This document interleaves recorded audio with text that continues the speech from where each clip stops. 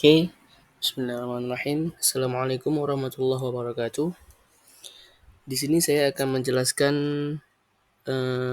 pelajaran teknologi informasi. Sedikit saya akan membagikan ilmu yang saya dapatkan.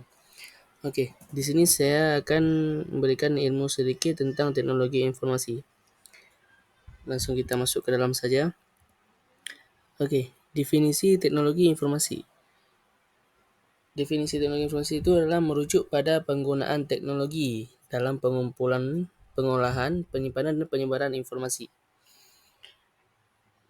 Nah, di sini juga meliputi perangkat keras. Perangkat kerasnya ada hardware, ada software, dan jaringan komunikasi, serta berbagai aplikasi yang digunakan untuk mengelola dan memanfaatkan informasi. Selanjutnya, kita akan membahas sedikit sejarah teknologi informasi atau yang biasa disebut dengan TI. Nah, sejarah singkat saja. Yang pertama adalah zaman prasejarah, yaitu di mana manusia menggunakan simbol dan gambar hanya untuk berkomunikasi. Jadi, pada zaman prasejarah ini, manusia hanya bisa menggunakan gambar dan simbol untuk bisa berkomunikasi antara satu dan sama lain.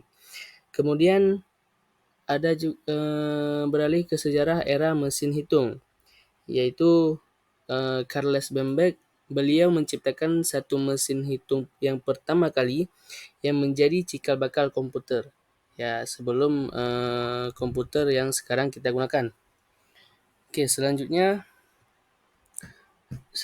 revolution digital, yaitu perkembangan transistor, mikroprosesor, dan internet membawa revolusi dalam komputasi dan komunikasi. Nah, sekarang kita membahas komponen TI. Yaitu komponen TI ada beberapa komponen, yaitu perangkat keras, hardware, software, dan komunikasi. Jadi perangkat keras software itu ada komputer. Dalam komputer itu adalah PC, laptop, server, dan lain sebagainya. Kemudian ada perangkat penyimpanan seperti hard disk, flash disk, dan lain sebagainya. Kemudian ada juga perangkat jaringan, router, switch, dan lain-lain juga. Ada juga perangkat input atau output seperti keyboard, mouse, monitor, dan lain sebagainya juga. Kemudian perangkat lunak, software. Software ini ada juga sistem operasi. Dalam operasi itu ada Windows, Microsoft, Linux, terus ada aplikasi Microsoft Office, Adobe Photoshop, terus ada pengembangan aplikasi Java dan Python, dan juga yang terakhir itu jaringan komunikasi.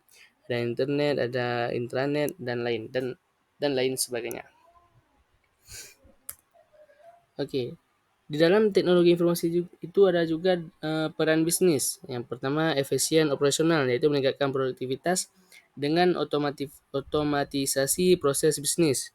Ya, meningkatkan bisnis kita dalam bidang bisnis ya, yang siapa saja yang suka berbisnis. Kemudian ada pengambilan keputusan, yaitu memberikan data real time untuk analisis dan perencanaan. Dan kemudian ada juga pengembangan produk dan layanan baru, mendukung inovasi dan referensi produk. Terus hubungan dengan pelanggan. Nah, di sini di TI ini bisa juga berhubungan dengan pelanggan. Contoh sepertinya kayak kita sekarang belanja online. Nah, itu telah termasuk dengan hubungan dalam pelanggan dengan pelanggan. Oke. Nah, di dalam TI ini juga ada dapat tantangan dalam penerapan teknologi informasi. Yang pertama ada keamanan informasi, ada integrasi sistem, ada keterbatasan sumber daya, dan perubahan budaya. Nah, dalam TI ini ada juga beberapa topik pembahasan yang umum terkait dengan teknologi informasi. Yang pertama ada sistem informasi. Ini mencakup pengembangan, implementasi, dan manajemen sistem informasi dalam organisasi. Kemudian ada juga keamanan informasi. Keamanan informasi sangat penting ya. Informasi sangat penting dalam era digital ini. Kemudian ada juga komputasi awan. Kemudian ada juga komputasi awan, cloud computing. Komputasi awan ini telah mengubah cara organisasi penyimpanan data, menjalankan aplikasi, dan mengelola infrastruktur TI. Nah, jadi kalau komputasi awan ini dia berubah-ubah. semakin berubah teknologinya, makin berubah juga ya. Kemudian ada juga kecerdasan buatan atau artificial intelligence. AI telah membawa inovasi besar dalam berbagai industri. Nah, kemudian ada juga Internet of Things, yaitu menghubungkan perangkat fisik ke internet, menciptakan jaringan yang kompleks dari perangkat yang saling berinteraksi dan berbagi data. Nah, jadi perangkat ini bisa juga berbagi-bagi data, seperti kita berbagi kepada orang lain. Nah, di sini AI ini TI ini juga bisa berbagi data.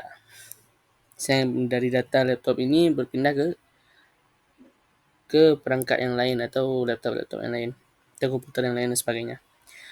Kemudian ada analitika data. Analitika data memungkinkan organisasi untuk menggali wawasan dari data yang mereka kumpulkan. Nah, selanjutnya ada juga teknologi blockchain. Yaitu blockchain adalah teknologi yang mendasari cryptocurrency seperti Bitcoin, tetapi juga memiliki aplikasi di berbagai industri seperti keuangan, logistik, dan kesehatan. Kemudian ada 8 teknologi pembelajaran mesin, machine learning. Nah, di sini ini juga diajarkan tentang mesin, ya. Kemudian ada tantangan etika dan privasi. Dengan kemajuan teknologi informasi, muncul pula tantangan etika dan privasi yang perlu diperhatikan. Diskusi bisa mencakup privasi data, penggunaan data pribadi, keadilan algoritma, dan tanggung jawab sosial perusahaan teknologi. Nah, kemudian yang terakhir ada tren dan inovasi terbaru. Selalu ada tren dan inovasi baru dalam teknologi informasi. Maaf. Jadi, semakin berkembangnya zaman, semakin berkembang pula itu TI. Oke, jadi kita akan bagikan sedikit fungsi-fungsi mempelajari teknologi informasi, yaitu ada pengantar dan penjelasan konsep, yaitu dapat memberikan pengantar dan penjelasan tentang konsep dasar dalam teknologi informasi seperti sistem informasi, keamanan informasi, komputasi awan, dan kecerdasan buatan. Kemudian ada sumber belajar, dapat menyarankan sumber belajar yang bermanfaat seperti buku, artikel, video, tutorial, kursus online, dan sumber daya lainnya yang dapat membantu seseorang memahami berbagai aspek teknologi informasi. Nah, jadi kalian kalau belajar itu bisa melalui video yang orang buat, terus ada buku. Jadi kalian jangan tidak tergantung pada orang yang menjelaskan di depan kalian. Tapi bisa saja kalian mencari di berbagai video, buku, dan lain sebagainya. Terus menyediakan tantangan dan latihan, dapat memberikan tantangan dan latihan interaktif untuk mempraktikkan dan menguji pemahaman tentang konsep-konsep teknologi informasi. Jadi teknologi informasi ini bukan hanya untuk dipelajari dengan pelajaran, yaitu dengan praktek supaya kalian bisa lebih jelas lagi, lebih memahami lagi di dalamnya. Terus ada pemantauan kemajuan dan umpan balik. Dapat memantau kemajuan pengguna dalam mempelajari teknologi informasi dan memberikan umpan balik yang sesuai. Jadi semakin kalian mempelajari dan mempraktikkannya, maka semakin mahir kalian dalam TI ini. Terus yang kelima ada mendukung kolaborasi, dapat memfasilitasi kolaborasi antara pengguna yang sedang mempelajari teknologi informasi. Terus yang keenam menyajikan informasi terbaru, dapat menyajikan informasi terbaru tentang perkembangan terbaru dalam teknologi informasi, termasuk tren industri, penemuan penelitian, dan peluncuran produk baru lainnya. Dan yang terakhir yaitu menyediakan dukungan dan bantuan kepada pengguna yang menghadapi kesulitan atau pertanyaan terkait dengan pembelajaran teknologi informasi. Ini dapat dilakukan sesuai saran, panduan, atau bahkan interaksi langsung dalam mode tutor. Oke, sekian dari saya. Apabila ada kesalahan, saya mohon maaf. Itu kesalahan dari saya, yang benar yaitu dari Allah Subhanahu wa taala. Sekian dari saya, wabillahi taufiq wal hidayah. Assalamualaikum warahmatullahi wabarakatuh.